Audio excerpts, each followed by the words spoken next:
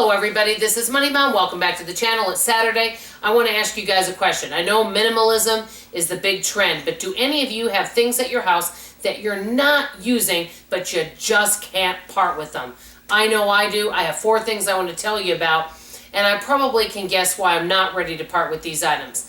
Mostly because of nostalgia and because of family heirlooms. Let me get started and tell you what the items are. This is a sewing basket. I know I've shown it to you a long time ago. It's from my mom, who passed away about 3 years ago. Blessed memory. She was 78 when she passed away. She would be 81 now. She didn't even sew that much, but she would hem pants. And this sewing kit is quite old. It's from the early 1970s. And there's a lot of beautiful yarn in here and buttons. And then this also has another tray. And inside here is even more stuff. This is the box that keeps a lot of really pretty buttons in there, different needles, and all different types of things. And this is called a Sewing Susan, needles and threader. And there's just so many wonderful things in here. My daughter does know how to do some crocheting and knitting, but she said she really wants to learn to sew. So she's anxious to do that. So I'm definitely keeping this for her. And even if my daughter didn't want to sew or I didn't want to sew right now, this is something that just means a lot to me that I'm holding on to. Now I'm going to show you a couple other things. Another thing, and this is mine, this is not nostalgia. You guys know, we've talked about it so many times. I've been all different sizes, and I've got some beautiful clothes that are smaller. I'm not giving up on my health journey. I know maybe I've failed miserably, but I'm not ever going to give up. And I will get there. But I have some beautiful clothes that are smaller, like this gorgeous sweater, which really looked nice on me when I was smaller. And also this beautiful towel bits. I got this at the thrift store. This was a gift. I got this at the thrift store. They both looked really nice on me when I was smaller. And they were just beautiful. I just love some of my gorgeous smaller clothes. I am not ready to part with these yet.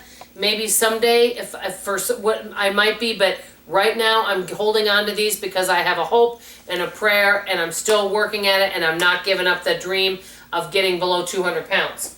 Now, 2 other things. One thing that I haven't used yet is from my mom, again. It is a beautiful cast iron bundt pan, and I'm keeping the box because it's from the 1970s, and it just has so many memories, and this thing is so sturdy. I'm going to be making a bundt cake, which I don't know if I've ever actually made a bundt cake. And it comes with some old instructions in here. A fluted tube pan, it's called. This is so sturdy and so nice, and it's in great condition. That's the one thing about my mom. Everything from my mom, even if it's old, I don't know if things were just made differently, everything's in like brand new condition. I mean, she would have something like cookie pans or a cake pan or a bundt pan, and she would have it for years. She wouldn't have to keep replacing these items.